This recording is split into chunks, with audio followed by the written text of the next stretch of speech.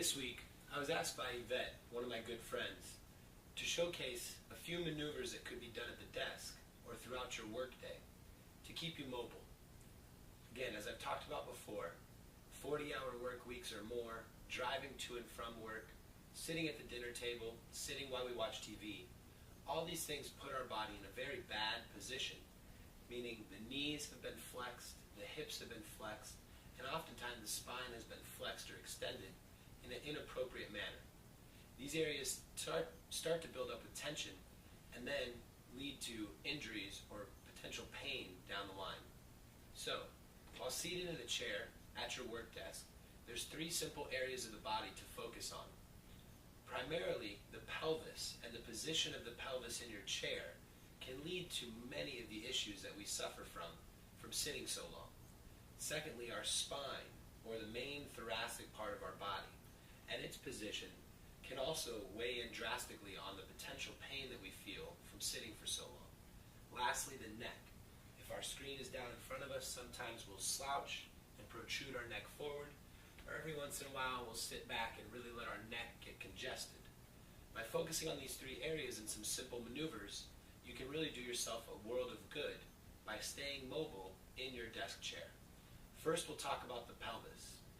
As you've often seen just slouching in the chair, the pelvis is scooped out from underneath you. Other times, maybe if you're sitting at the desk for long periods of time, you start to extend your back and move the pelvis in an excessive tilt. So, just by sitting in the middle of your chair with hands on your hips, you can go through a pelvic tilt motion of scooping your tailbone underneath you to hollow out the abs, or to extend your tailbone back behind you and lengthen the spine. By going through a few rocks of your pelvis, you can find a neutral position where the abdominals truly give you support. Secondly, the spine. Just by flexing and extending forward and back, you can kind of learn where that proper position of the spine should be, as opposed to slouching or possibly extending that lower arch of the back.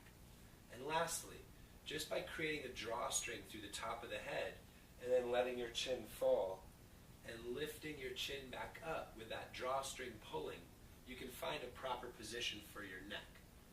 Three simple maneuvers: scooping the tailbone forward and back, folding forward and back in your chair, and then moving the chin up and down, can help to find that natural alignment that will take stress off of your body while sitting for so long.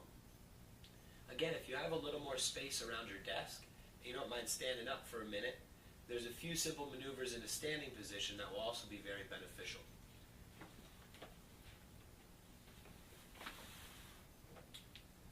Just like I showed you a second ago, we want to move the same areas of the body. So if you place your hands on your hips and extend your tailbone, or scoop your tailbone, we start to move your pelvis through a range of motion. Now, the chair kind of restricts you, but out of the chair, you can move your pelvis side to side as well. A little bend of the knee and a shift of the hips will get your pelvis rocking in a lateral plane. Lastly, you can make a circle and just move your hips kind of like a hula hoop around a couple times one direction, and then switch and go the other way.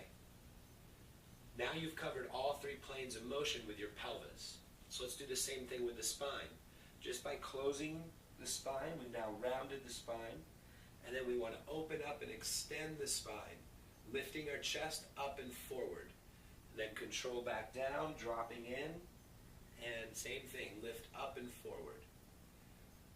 Last one, and up and forward. Now with the spine, we also have lateral motion. So not a very big motion here, but if you just reach down the side of your legs with the idea of touching the outside of the knee, we now start to create this lateral flexion of the spine.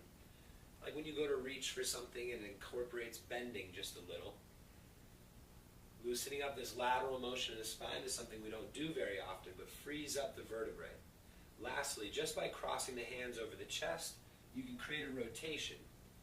Now again, I'm doing these barefoot. If you have that ability to take off the dress shoes for a second at your desk, do them barefoot, because you'll notice as I rotate, I get a reaction all the way down to my foot level. And and I actually just cracked my ankle, which freed something up.